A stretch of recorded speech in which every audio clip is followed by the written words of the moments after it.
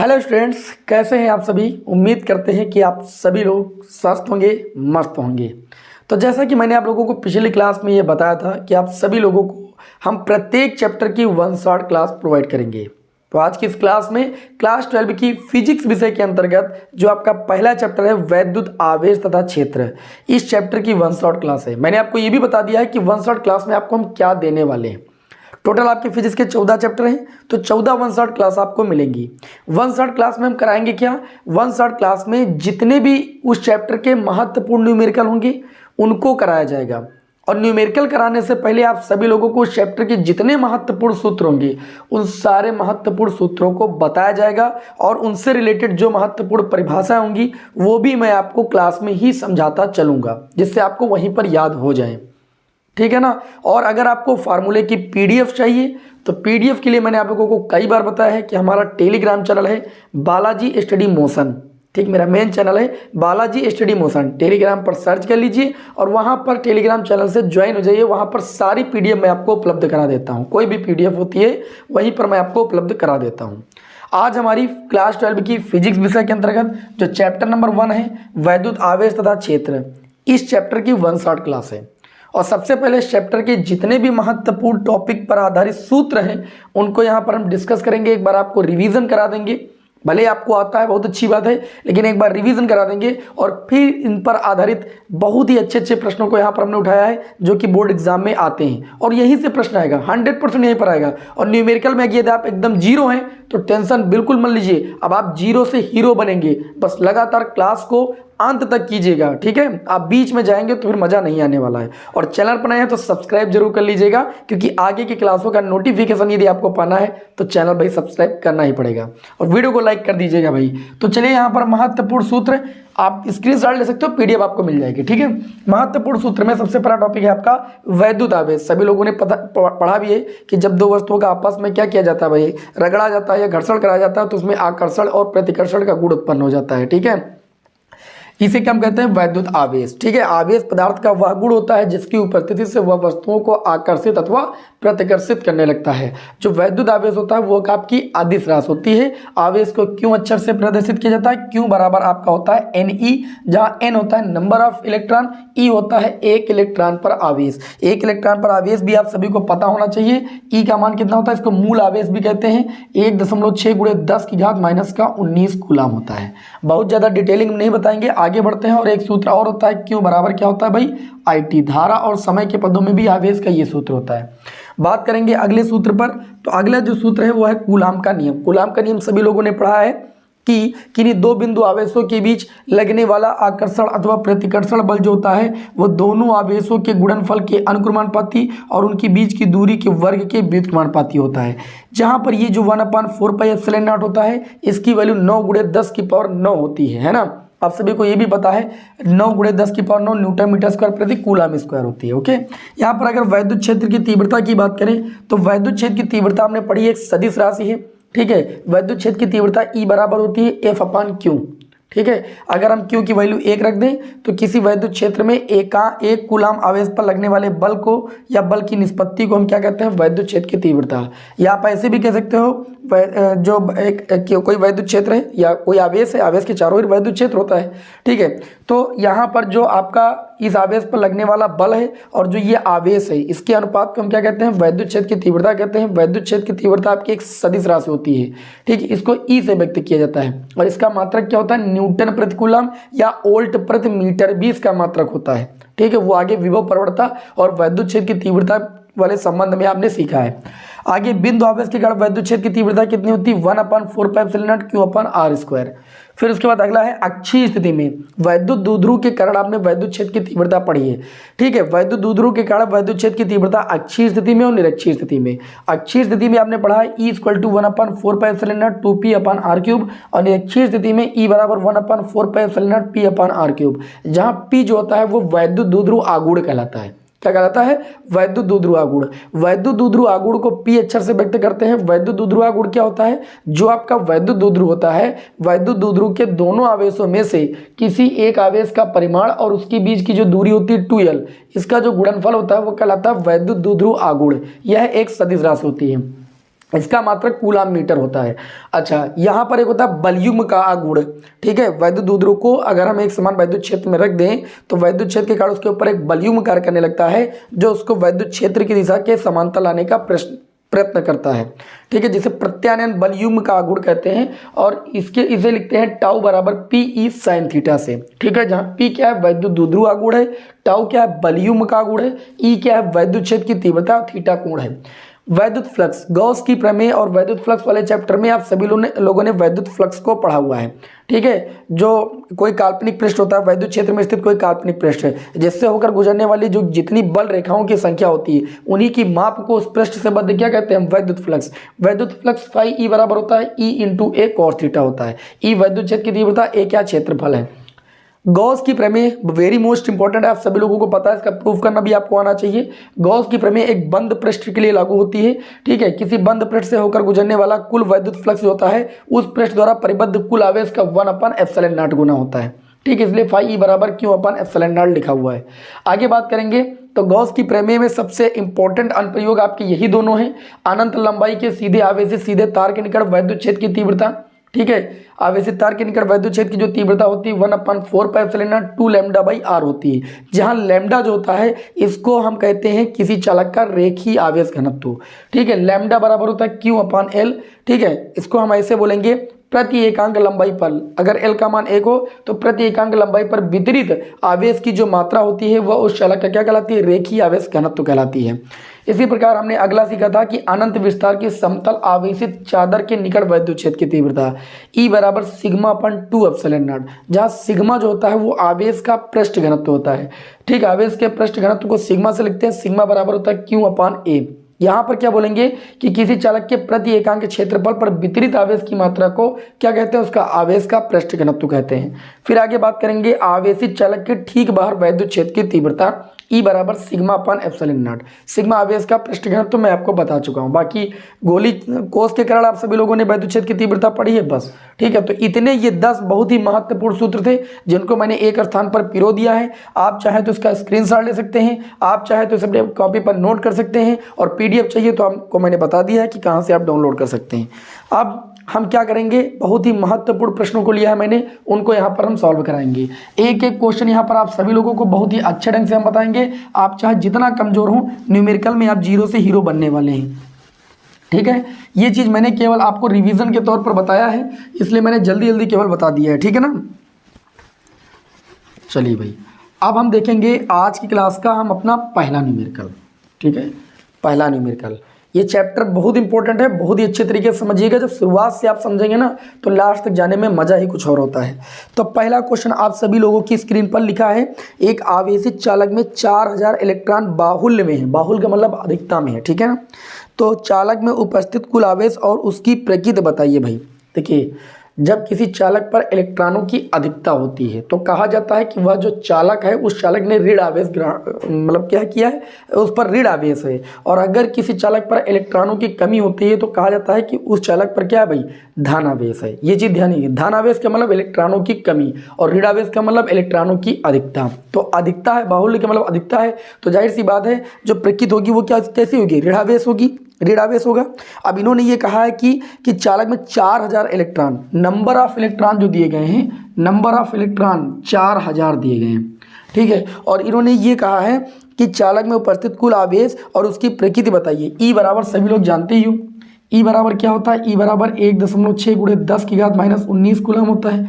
अब क्यू बराबर आपका हो जाएगा एन ई, तो क्यू बराबर एन की वैल्यू कितनी है, तो आप कहेंगे 4000 है। ई की वैल्यू 1.6 × 10⁻19 कूलम, ओके। तो क्यू बराबर कितना हो जाएगा, 4 का गुणा 1.6 से करेंगे 16 चौको 64, 3 जीरो पीछे लगा लेंगे और 1 अंक आगे 1 अंक आगे लगा देंगे, गुणे 10⁻19, ठीक है। आवेश आवेश का मात्रक कूलम होता है। चूंकि न्यूमेरिकल में जो आंसर लिखा जाता है वो दशमलव के 1 अंक तक लिखा जाता है, तो इसको दशमलव के 1 अंक तक लाएंगे, दशमलव को खिसकाएंगे, 6.4 × 10⁻19 1 2 3 अंक आगे किसके आएंगे तो +3 यहाँ पर लिख देंगे।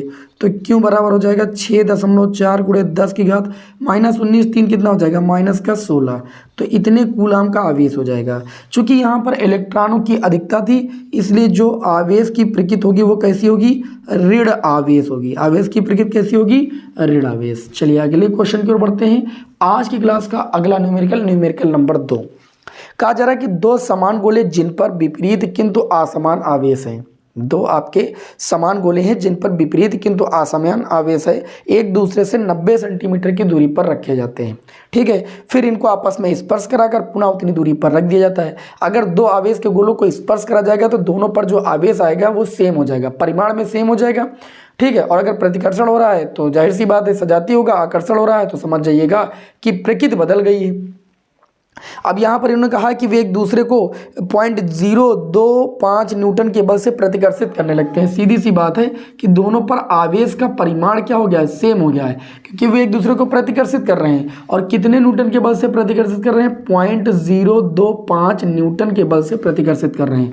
और दोनों को रखा कितनी दूरी पर जाता है, r बराबर बताया गया है कि कितनी दूरी पर रखा जाता है, 90 सेंटीमीटर। 90 सेंटीमीटर को अगर आप मीटर में बदलोगे तो 0.9 मीटर आ जाएगा। ठीक है, अब इसमें यह कहा जा रहा है कि दोनों पर प्रत्येक का अंतिम आवेश, तो मैंने कहा कि जब दोनों को स्पर्श करा जाएगा तो दोनों पर जो आवेश का परिमाण होगा वो सेम हो जाएगा। तो जो एक क्यू का मान आएगा वो दोनों पर आएगा आपका। ठीक है, तो हम जानते हैं कूलाम के नियम से, सभी लोगों ने पढ़ा है कूलाम के नियम से। जो सूत्र बता रहे हैं उन्हीं पर बेस न्यूमेरिकल भी आपको मिलेंगे कूलाम के नियम से। और सूत्रों को मैंने फालतू सूत्रों को नहीं बताया, जो मैंने वही बताए।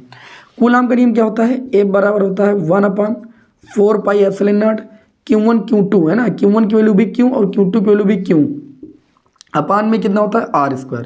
F की वैल्यू है 0.025, 1/4πε0 की वैल्यू है 9 गुणे 10 की पावर 9। Q का गुणा कितना हो जाएगा, Q²।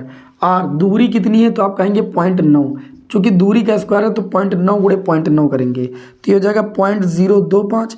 ये सारी संख्या इधर गुणे में आ जाएगी, 0.9 गुणे में 0.9, और जितना नंबर सब इधर ले आओ, 9 गुणे 10 की पावर 9 भी इधर ले आओ, उधर केवल Q² बचेगा। ठीक, ये हल करने का सिंपल तरीका है।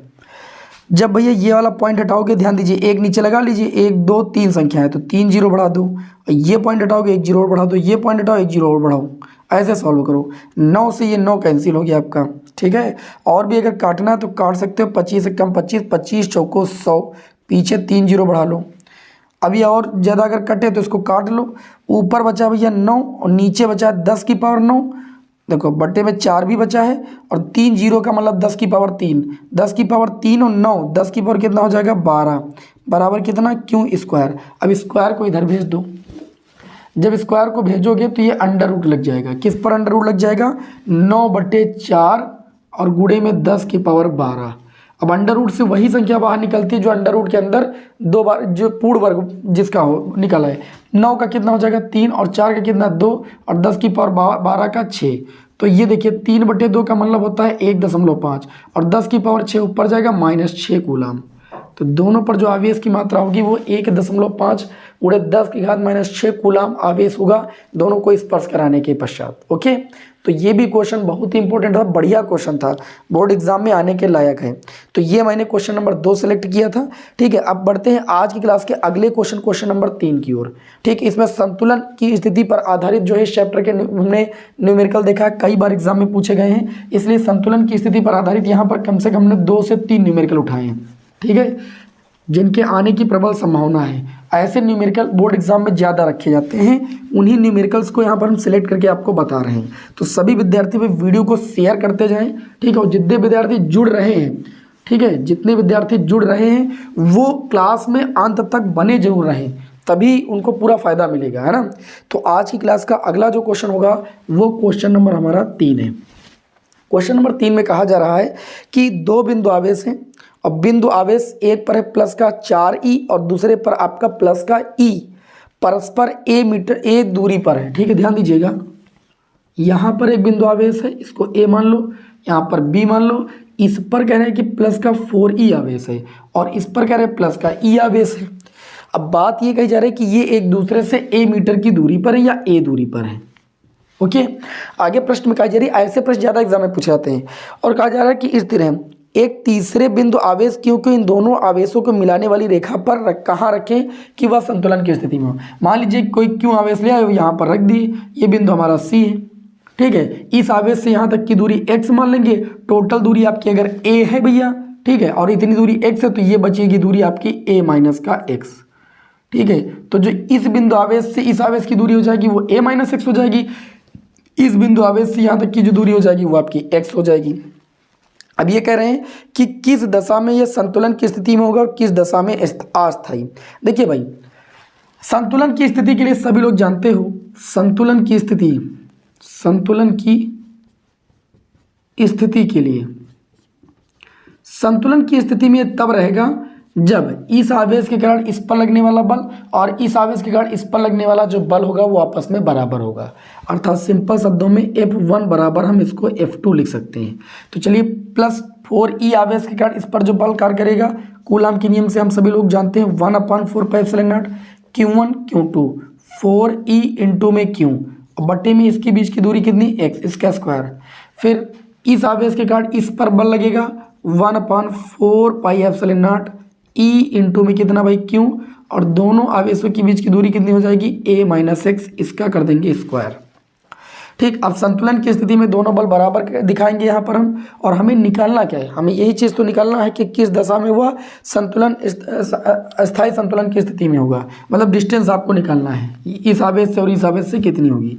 1/4πε0 से 1/4πε0 कैंसिल, देखिए Q से Q भी कैंसिल, E से E भी कैंसिल, ठीक। यहाँ बचा 4/x का स्क्वायर, और इसको ऐसा आप लिख सकते हो, देखो कैसा लिख सकते हो मैं बता रहा हूँ सबसे बढ़िया तरीका। इसको आप लिख सकते हो 2/x का होल स्क्वायर, और इसको लिख सकते हो 1/a माइनस एक्स का होल स्क्वायर। स्क्वायर से ये स्क्वायर कैंसिल, 2/x बराबर आ गया 1/a माइनस एक्स। चूँकि ये दूरी a के पदों में थी तो आंसर a के पदों में ही आएगा। इसे सॉल्व करोगे a का गुणा 2 से हो जाएगा 2a, x का गुणा 2 से हो जाएगा माइनस का 2x, x से कम कितना हो जाएगा x। तो जब 2a निकालोगे तो ये x उधर चला जाएगा 3x हो जाएगा। a बराबर कितना आ जाएगा, नहीं a बराबर नहीं निकालना, हमें x बराबर निकालना। तो x बराबर आ जाएगा 2a/3। x कौन सी दूरी थी, +4e से दूरी थी, तो हम ये कह सकते हैं कि +4e आवेश से इतनी दूरी पर जो आपका आवेश होगा वो संतुलन की स्थिति में होगा।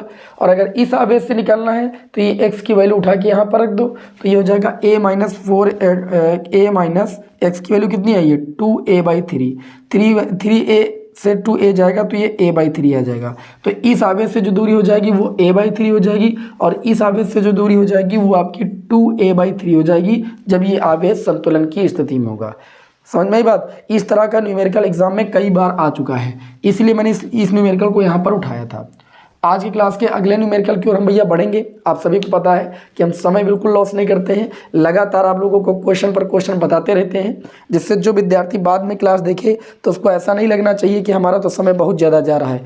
हमारी क्लास को देखने के बाद आपको ऐसा प्रतीति नहीं होगा कि आपका समय बर्बाद हो रहा है, ठीक है, क्योंकि हम समय को बिल्कुल बर्बाद नहीं करते हैं।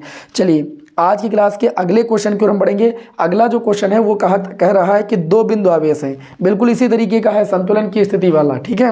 लेकिन अब फर्क ये है, क्वेश्चन को समझिएगा। इन्होंने कहा कि 2 बिंदु आवेश हैं, एक प्लस का 9e है और एक प्लस का e, एक दूसरे से 16 सेंटीमीटर की दूरी पर है। यहाँ पर दूरी a थी तो आंसर a के पदों में है, यहाँ पर दूरी 16 सेंटीमीटर, इसका मतलब यहाँ पर संख्या के रूप में आएगा। तो यहाँ पर यह 2 बिंदु आवेश हैं, एक आपका कितना है, एक आपका है 9e प्लस का 9e और एक आपका है प्लस का e। इसको a बोल सकते हो, इसको b बोल सकते हो। क्लियर हुई इतनी बात। अब इनका कहना ये है कि एक दूसरे से 16 सेंटीमीटर की दूरी पर है, यहाँ से यहाँ तक की जो दूरी है वह 16 सेंटीमीटर है, ठीक है। अब ये कह रहे हैं कि इनके बीच एक क्यों आवेश कहाँ रख दिया जाए कि वह संतुलन की स्थिति में। सेम क्वेश्चन है, बोर्ड एग्जाम 2018 में भी आ चुका है। तो इनके बीच कहीं पर भी एक आवेश क्यों को स्थिर कर दो, ठीक है। तो इस आवेश से इस आवेश पर एक बल कार्य करेगा, इस आवेश से इस आवेश पर बल कार्य करेगा। अगर दोनों बल परिमाण में सेम होंगे तो वह संतुलन की स्थिति होगी। समझ पा रहे हो कि नहीं। या फिर दोनों बलों का योग आप शून्य दिखा सकते हो। तो कहने का मतलब ये है हम क्या करेंगे भाई, हम यहाँ पर कुछ ऐसा करेंगे, संतुलन की स्थिति में सेम काम करना है। संतुलन की स्थिति में इस आवेश से इस आवेश पर लगने वाला जो बल होगा वो 1/4πε0 9e गुणे में कितना होगा q, और इसके बीच की दूरी को भैया आप x मान लीजिए, तो यहाँ से यहाँ तक की दूरी आपकी हो जाएगी 16 - x, तो ये x का स्क्वायर। अच्छा, इस आवेश से इस आवेश पर लगने वाला बल कितना हो जाएगा 1/4πε0 q e बटे में दूरी कितनी हो जाएगी 16 - x का होल स्क्वायर। बात समझ में आई कि नहीं समझ में? अब 1/4πε0 से 1/4πε0 कैंसिल, और ये क्यू ई से आपका क्यू ई कैंसिल, ये बचा 9/x मतलब 3/x का, इसको हम होल स्क्वायर लिख सकते हैं। अगर 9/x स्क्वायर है तो इसको 3/x का होल स्क्वायर लिखा जा सकता है ना, बराबर इसको लिख सकते हैं 1/16 - x का होल स्क्वायर। होल स्क्वायर से ये कैंसिल। अब देखिए गुणा करेंगे, 16 तय कितना हो जाएगा 48, x का गुणा 3 से करेंगे -3x, x का गुणा 1 से करेंगे x, 48 बराबर x, और 3x उधर जाएगा तो कितना मिलकर हो जाएगा 4x, 4x से इसको काटोगे 4 × 4 4 दूनी 8, x बराबर 12 सेंटीमीटर। आवेश संतुलन की स्थिति में कब होगा? जब +9e आवेश से वो कितनी दूरी पर होगा 12 सेंटीमीटर की दूरी पर होगा, तब जो है वो संतुलन की स्थिति में होगा। क्या आप मानते हैं इस बात को? क्वेश्चन अच्छा था कि नहीं था? ये आज की क्लास का हमारा था भैया क्वेश्चन नंबर 4। ठीक है, बहुत अच्छे अच्छे क्वेश्चनों को सिलेक्ट किया गया भाई इस क्लास में। अब बढ़ते हैं अगले क्वेश्चन नंबर भैया 5 की ओर। ठीक है, अगले क्वेश्चन की ओर बढ़ते हैं, क्वेश्चन नंबर हम 5 की ओर। तो जो क्वेश्चन नंबर 5 है वो भी कुछ इसी तरह का क्वेश्चन है, और इसको बहुत ध्यान से आपको देखना है। इसको मैं रब कर देता हूं भाई। तो चलिए अब हम अगले क्वेश्चन को देख लेते हैं। अगला क्वेश्चन हमारा बहुत ही महत्वपूर्ण प्रश्न है। इसमें कहा जा रहा है कि दो बिंदु आवेश हैं, एक का मान दिया है प्लस का 5 × 10⁻⁻19 कूलम, और दूसरा आवेश जो है प्लस का 10 × 10⁻19 कूलम, एक दूसरे से 1 मीटर की दूरी पर है ना, और दोनों आवेशों को जोड़ने वाली रेखा के किस बिंदु पर वैद्युत क्षेत्र की जो तीव्रता है वो आपकी 0 होगी। देखिए, इस तरह के क्वेश्चन को लगाने के लिए एक बात का जानना आप सभी को बहुत ज़्यादा जरूरी है। क्या जरूरी है? देखिए, जैसे मान लीजिए यहाँ पर ये आपका क्वेश्चन नंबर 5 था। दो बिंदु आवेश हैं, ध्यान दीजिएगा, एक बिंदु आवेश ए है, एक बिंदु आवेश बी है, और पहले की वैल्यू आपको दी गई है प्लस का 5 × 10⁻⁻19 कूलम। ओके, और जो दूसरा बिंदु आवेश है उसकी वैल्यू दी गई है प्लस का 10 × 10⁻⁻19 कूलम। अब बात ये कही जा रही है कि इनको मिलाने वाली रेखा के किस बिंदु पर वैद्युत क्षेत्र की तीव्रता 0 होगी। वह बिंदु इन दोनों के बीच में भी हो सकता है, इन दोनों से बाहर भी हो सकता है, लेकिन उसकी कंडीशन है, कंडीशन को समझिए। कंडीशन ये कहती है कि अगर ये दोनों आवेश की प्रकृति समान है, जैसे यहाँ पर आप देख पा रहे हो ये भी प्लस का ये भी प्लस का है, तो अगर प्रकृति समान है तो इन दोनों आवेशों को मिलाने वाली रेखा के अंदर कम जो परिमाण में कम आवेश है उससे r मीटर की दूरी पर किसी बिंदु पर वैद्युत क्षेत्र की तीव्रता 0 होगी, लेकिन अंदर होगा वो बिंदु। समझ रहे हो मेरी बात को? लेकिन अगर इन दोनों आवेशों की प्रकृति अलग अलग है, जैसे एक प्लस है एक माइनस है, तो दोनों आवेशों में से जिसका परिमाण कम होगा उससे बाहर की ओर r मीटर की दूरी पर एक बिंदु पी लेंगे, जहां पर हम परिणामी तीव्रता को 0 दिखाएंगे। क्योंकि यहाँ पर दोनों आवेशों की प्रकृति समान है, इसीलिए जो तीव्रता होगी वह दोनों को मिलाने वाली रेखा के अंदर किसी बिंदु पर आपकी क्या होगी भाई 0 होगी। लेकिन आपको वह दूरी लेना है कम परिमाण वाले से। जैसे यहाँ पर हम क्या करेंगे, यहाँ पर देखिए 5 और 10 में परिमाण किसका कम है 5, तो 5 से x मीटर की दूरी ले लेंगे अंदर की ओर। ठीक, एक बिंदु P हो गया जहां पर वैद्युत क्षेत्र की तीव्रता क्या है 0 है। चूंकि इनके बीच की दूरी 1 मीटर थी, तो ये अगर x है तो ये दूरी हो जाएगी 1 - x। समझ गए? अब इस बिंदु P पर परिणामी तीव्रता मान लीजिए 0 है। ठीक है, क्योंकि यहीं पर 0 है तो इन्होंने पूछा किस बिंदु पर, मतलब कितनी दूरी पर। तो यहाँ पर हम क्या पहले E1 निकालेंगे। E1 तीव्रता इस आवेश से के कारण बिंदु P पर होगी। तो चूंकि वैद्युत क्षेत्र की जो तीव्रता की दिशा होती है वो माइनस से प्लस क्यों आवेश की ओर होती है। अगर इधर प्लस का आवेश है तो इसकी तीव्रता की दिशा होगी इधर की ओर, और चूंकि ये भी प्लस का है तो इसकी तीव्रता हो जाएगी इधर की ओर, तो E2 की वैल्यू उधर की ओर हो जाएगी। तो जब बिंदु P पर परिणामी तीव्रता निकालेंगे तो दोनों तीव्रताएं अलग अलग होने की वजह से परिणामी तीव्रता इनके अंतर से प्राप्त होगी। तो जब E1 निकालेंगे तो हो जाएगा 1/4πε0 क्यों, क्योंकि वैल्यू है 5 × 10⁻⁻19, और बट्टे में क्या होता है r²। यहाँ से यहाँ तक की दूरी कितनी है x² हो जाएगा, तथा E2 दूसरे आवेश के कारण जब तीव्रता निकालेंगे 1/4πε0।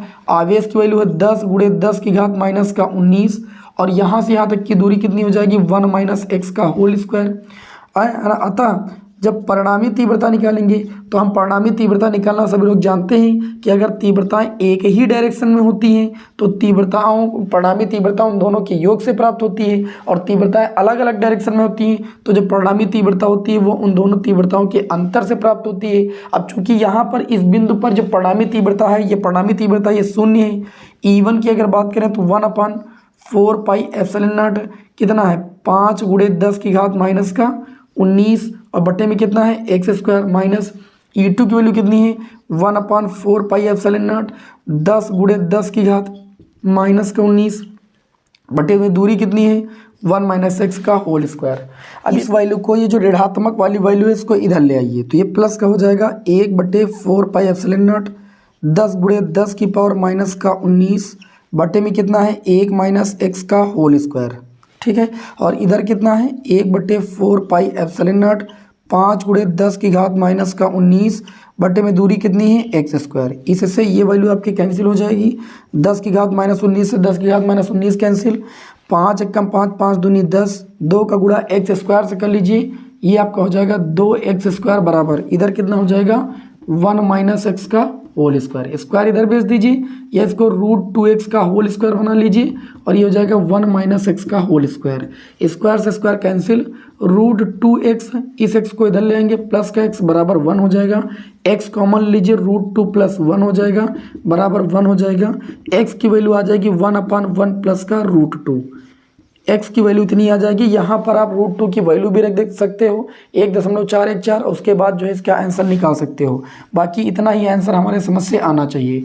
तो हम ये कह सकते हैं कि जो आपका प्लस 5 गुणे 10 की घात माइनस 19 कूलाम आवेश है, इस आवेश से 1/1 प्लस √2 मीटर की दूरी पर जो वैद्युत क्षेत्र की तीव्रता होगी वो क्या होगी भाई 0 होगी। आपसे ये पूछा गया था कि दोनों आवेशों को जोड़ने वाली रेखा के किस बिंदु पर वैद्युत क्षेत्र की तीव्रता 0 होगी, तो इस आवेश से इतनी दूरी पर जो होगी वैद्युत क्षेत्र की तीव्रता 0 होगी। ठीक है, ओके, कोई दिक्कत, हमारे समझ से कोई दिक्कत नहीं। चलिए भाई, इसका भी स्क्रीनशॉट ले सकते हैं और बढ़ते हैं आज की क्लास के अगले क्वेश्चन की ओर।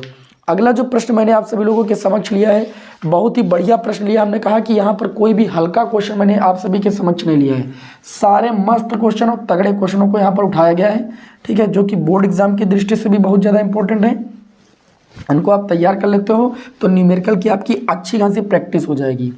ठीक है, पहला चैप्टर है और न्यूमेरिकल आप देख पा रहे हैं हम कितने गिने चुने हुए जो है न्यूमेरिकल यहाँ पर सिलेक्ट किए हैं। तो हम आगे बढ़ेंगे। अब जैसे अक्षीय निरक्षी में हम लोगों ने पढ़ा है, ठीक है, तो हम एक निरक्षीय स्थिति पर आधारित एक न्यूमेरिकल लेते हैं जो कि बहुत ज़्यादा इंपॉर्टेंट है। देखिएगा भाई ध्यान से, अगला जो क्वेश्चन है तो जिसको डेरिवेशन आता होगा वही न्यूमेरिकल लगा पाएगा, ये भी मैं बता दे रहा हूँ। जैसे लिखा है कि ABC एक समबाहु त्रिभुज है जिसकी भुजा 0.05 मीटर है, कोनों A तथा B पर इतने इतने आवेश हैं, मतलब आवेश परिमाण में सेम है और प्रकृति में विपरीत है, मतलब ये वैद्युत द्विध्रुव बनाएंगे। ठीक है, इसके कारण कोने C पर आपको परिणामी वैद्युत क्षेत्र की तीव्रता निकालनी है। देखिए, एक समबाहु त्रिभुज है, बहुत ध्यान से समझिएगा, ये समबाहु त्रिभुज है। समबाहु त्रिभुज की सभी भुजाएं बराबर होती हैं, तो एक भुजा की अगर लंबाई 0.05 मीटर है तो सबकी वही होगी। एक पर जो आवेश है वो कितना है, एक पर आवेश है आपका माइनस का 50/3 और गुणे 10 की घात माइनस का 19 कूलाम। ठीक, ये हो गया ए, ये हो गया बी। इस पर जो आवेश है वो प्लस का 50/3 गुणे 10 की घात माइनस 19 कूलाम का आवेश है। तो ये बन जाएगा वैद्युत द्विध्रुव, क्योंकि आवेश परिमाण में समान प्रकृति में विपरीत है, तो ये वैद्युत द्विध्रुव बन जाएगा। अब इन दोनों, इन्होंने कहा है कि यहाँ पर एक कोना C है, इस कोने C पर आपको इन दोनों आवेशों के कारण परिणामी क्या निकालना है, वैद्युत क्षेत्र की तीव्रता। आप सभी को याद है कि ये वैद्युत द्विध्रुव की निरक्षीय स्थिति है। निरक्षीय स्थिति में बिंदु C पर जब परिणामी तीव्रता आई थी, देखिए ये प्लस आवेश है, प्लस आवेश के कारण वैद्युत क्षेत्र की तीव्रता ऐसे होगी। ठीक है, और यहाँ पर माइनस क्यों आवेश है, माइनस क्यों आवेश के कारण जो वैद्युत क्षेत्र की तीव्रता हो जाएगी, देखिएगा जो वैद्युत क्षेत्र की तीव्रता हो जाएगी, यहाँ पर कुछ गड़बड़ नहीं कीजिएगा भाई, जो वैद्युत क्षेत्र की तीव्रता हो जाएगी माइनस क्यों आवेश है, माइनस क्यों आवेश के कारण जो वैद्युत क्षेत्र की तीव्रता हो जाएगी वो आपकी बाहर की ओर हो जाएगी, यानी जो वैद्युत क्षेत्र की तीव्रता होगी वो कुछ ऐसे होगी। इसको थोड़ा सा सही कर लेते हैं, वैद्युत क्षेत्र की तीव्रता ऐसे होगी। अब दोनों तीव्रताएं देखिए, ये तीव्रता E1 हो गई, ये तीव्रता E2 हो गई, दोनों की डायरेक्शन विपरीत होने की वजह से इनको हम क्षैतिज और ऊर्ध्वाधर घटकों में वियोजित करेंगे तो जिनके ऊर्ध्वाधर घटक हैं वो आपस में कैंसिल आउट हो जाते हैं और जिनके क्षैतिज घटक होते हैं ये आपस में जुड़ जाते हैं। तो यहाँ पर जो परिणामी तीव्रता आई थी वो E1 cos theta plus E2 cos theta से मिली थी। ठीक है, अर्थात इस स्थिति में जो परिणामी तीव्रता आई थी वो E1 प्लस E2 दोनों में अगर cos थीटा कॉमन लोगे तो E1 plus E2 cos theta से मिलेगी। अब चूंकि दोनों आवेशों से देखो यहाँ से भी दूरी 0.05 मीटर की रहेगी और यहाँ से भी दूरी 0.05 मीटर की रहेगी क्योंकि समबाहु त्रिभुज है। तो जो तीव्रता E1 के कारण होगी वही E2 के कारण होगी। तो जब हम परिणामी तीव्रता निकालेंगे तो परिणामी तीव्रता होती है 1/4πε0। ठीक है, आवेश और बटे में दूरी, तो आवेश है आपका कितना भाई 50/3 × 10⁻³ और आवेश से यहाँ तक की दूरी कितनी हो जाएगी तो आप कहेंगे 0.05 मीटर, इसका स्क्वायर कर दीजिए। अब फिर एक बार E2 का मान भी यही रखेंगे तो ऐसा कीजिए कि इसको 2 से गुणा कर दीजिए, बस E1 प्लस E2 मिला करके ये पूरा हो जाएगा। क्यों? क्योंकि E1 के कारण इतनी आएगी, E2 के कारण भी इतनी आएगी, तो 2 टाइम्स कर दिया, बस दोनों के कारण परिणामी तीव्रता हो गई। इनटू में cos थीटा बराबर क्या होता है आधार बटे कण। तो यहाँ पर अगर इस लाइन को खींच लेंगे तो आधार ये हो जाएगा। अब ये पूरी दूरी अगर 0.05 है तो आधी दूरी हो जाएगी 0.05/2, तो ये हो जाएगा आधार और कण कितना हो जाएगा 0.05 हो जाएगा। इससे ये वैल्यू कैंसिल भी हो जाएगी। यहाँ पर E बराबर कितना आ जाएगा ध्यान से देखिएगा, ये आपका 1/4πε0 से हो जाएगा 9 × 10⁻⁹। ठीक है, और यहाँ पर आपका हो जाएगा गुणे में 2, गुणे में ऊपर 50 भी है और गुणे में 10⁻³ भी है, ऊपर देख सकते हैं आप। नीचे कितना हो जाएगा, नीचे 3 हो जाएगा, गुणे में आपका 0.05 हो जाएगा, इसका स्क्वायर है 0.05 का 2 बार गुणा कर दीजिए। ठीक, और गुणे में आपका 2 भी है। अब इसे आप सॉल्व करेंगे बहुत अच्छे तरीके से, बहुत सावधानी के साथ, है ना। तो आप इसे काटेंगे 3 × 3 3 × 9, 2 से ये पूरा 2 कैंसिल। ठीक, अब बचा 3 × 50 और गुणे में 10⁻9 से 3 गया, बचा 6 बट्टी में आ जाओ। ये आपका हो जाएगा 5 × 5 कीजिए, दशमलव यहाँ हटाओगे, यहाँ हटाओगे 2 संख्या 2 संख्या 4 संख्या, मतलब ऊपर 10⁻4 हो जाएगा।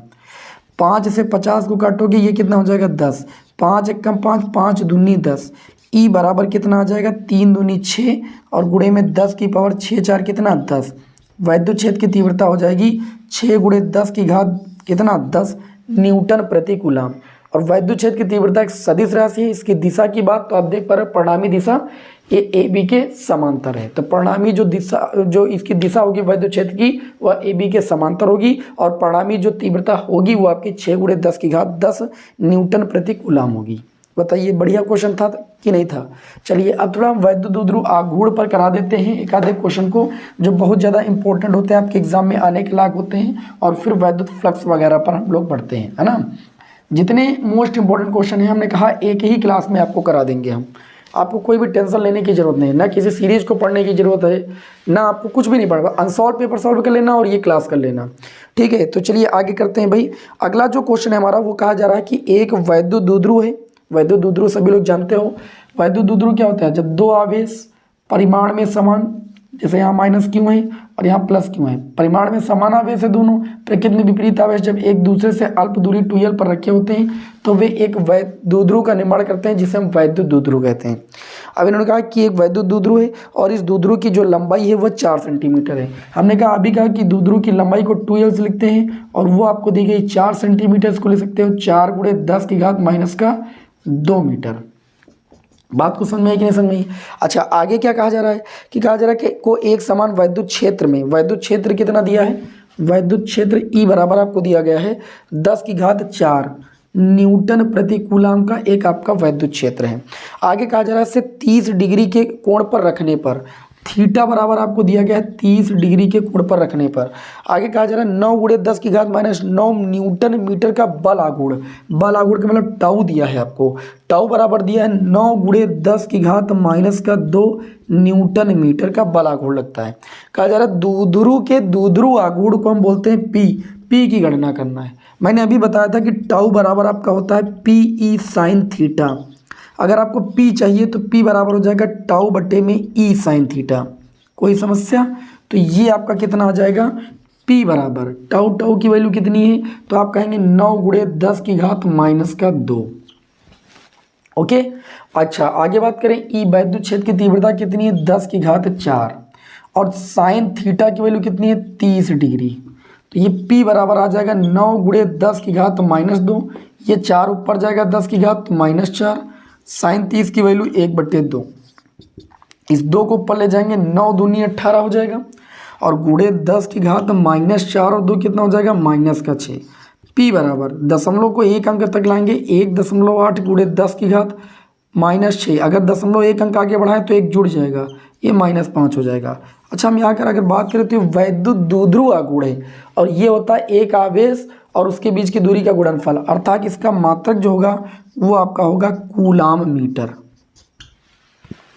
बात को समझे कि नहीं समझे? तो इस तरीके से अभी जो मैंने ये न्यूमेरिकल लगाए हैं, ये जो न्यूमेरिकल थे वैद्युत क्षेत्र की तीव्रता पर आधारित वगैरह थे। अब हम जो न्यूमेरिकल सॉल्व करेंगे वो वैद्युत फ्लक्स पर आधारित होंगे, ठीक है, जो आप अलग से चैप्टर पढ़ते हो वैद्युत फ्लक्स तथा गॉस के प्रमेय, लेकिन एनसीईआरटी के हिसाब से ये अपना एक ही चैप्टर है।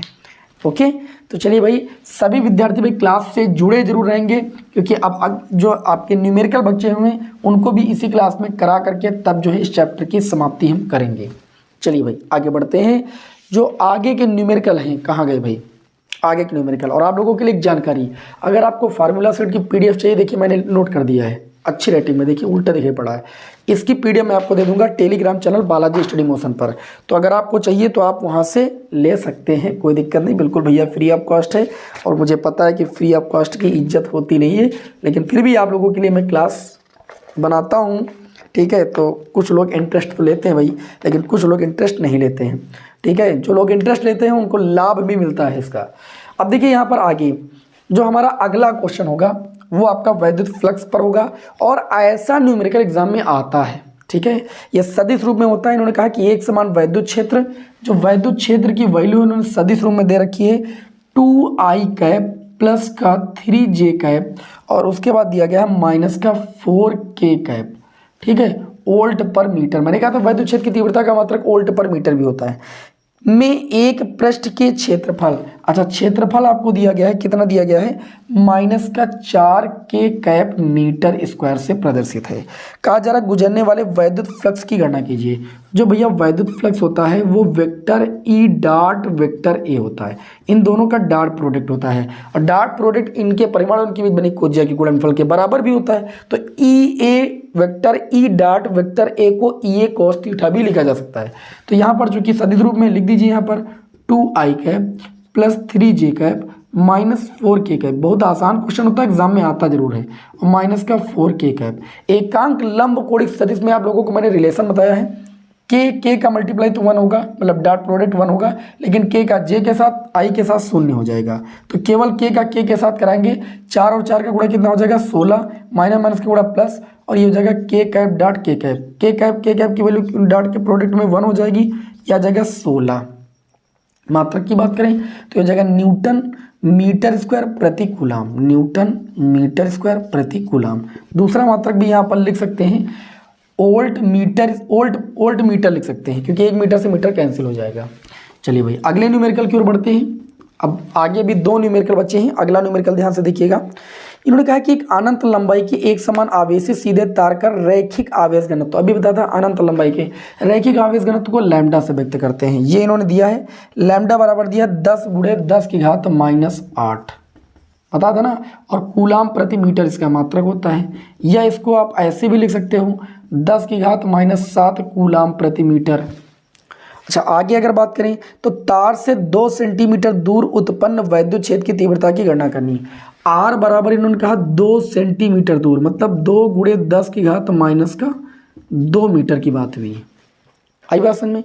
वैद्युत क्षेत्र की तीव्रता की गणना करना है, तो अभी मैंने आपको बताया कि किसी अनंत लंबाई के आवेश से सीधे तार के निकट जो वैद्युत क्षेत्र की तीव्रता होती है वह कितनी होती है, वो भैया आपकी होती है 1/4πε0। अभी इसीलिए फार्मूला लिख दिया था 2λ/r। चलिए वैल्यू रखते हैं, ई बराबर इसकी वैल्यू सभी को पता है 9 × 10⁹ गुणे में 2 इंटू अगर लैम्डा की बात करें तो लैम्डा की वैल्यू भैया 10⁻⁻7 बटे में आर की अगर बात करें तो आर है आपका 2 × 10⁻2। ये 2 से 2 कैंसिल हो जाएगा आपका। ई बराबर आपका आ जाएगा 9 × 10 की पावर -2 से -7 काटोगे 10⁻5 बचेगा, -5 और 9 ये आपका बचेगा 4। तो वैद्युत क्षेत्र की जो तीव्रता आ जाएगी वो आपकी 9 × 10⁴ वोल्ट प्रति मीटर आ जाएगी। ये न्यूटन प्रति कूलाम आ जाएगी। जो भी आप मात्रक लिखना चाहें वो आप लिख सकते हैं। चलिए आगे बढ़े भाई, इस टाइप का भी क्वेश्चन आप तैयार कर लीजिएगा। अब एक बहुत ही इंपॉर्टेंट क्वेश्चन और लास्ट क्वेश्चन होगा हमारे इस चैप्टर का, ठीक है। हमने पहले बता दिया कि चैप्टर के जितने महत्वपूर्ण प्रश्न होंगे वही केवल डिस्कस किए जाएंगे, कोई भी फालतू क्वेश्चन आपको डिस्कस नहीं किया जाएगा। ये क्वेश्चन आप तैयार करके बोर्ड एग्जाम की बेस्ट तैयारी कर सकते हो, ये मेरा आप सभी से दावा है, ठीक है। इन क्वेश्चनों को तैयार करके आपका कुछ बचने वाला नहीं है, जैसे जैसे क्वेश्चन मैंने सिलेक्ट किए। अब देखिए अगला क्वेश्चन मैंने सिलेक्ट किया है कि एक खोखले बेलन के भीतर 17.7 × 10⁻12 कूलाम का आवेश है। देखिए ये एक आपका खोखला बेलन है, चाहे ऐसे बना लीजिए चाहे जैसे बना लीजिए, चाहे खड़ा करके बना लीजिए, ठीक है। जो आवेश है वो कितना है आपका, वह आवेश है आपका 17.7 × 10⁻12 कूलाम का आवेश है। बात को समझ में आई? ये इसके भीतर है और उन्होंने कहा है कि इसके वक्रपृष्ठ से जो वैद्युत फ्लक्स है, ये वक्रपृष्ठ इससे मान लीजिए φ1 है, तो इसकी वैल्यू दी है 1.5 न्यूटन मीटर स्क्वायर प्रति कूलाम दी है।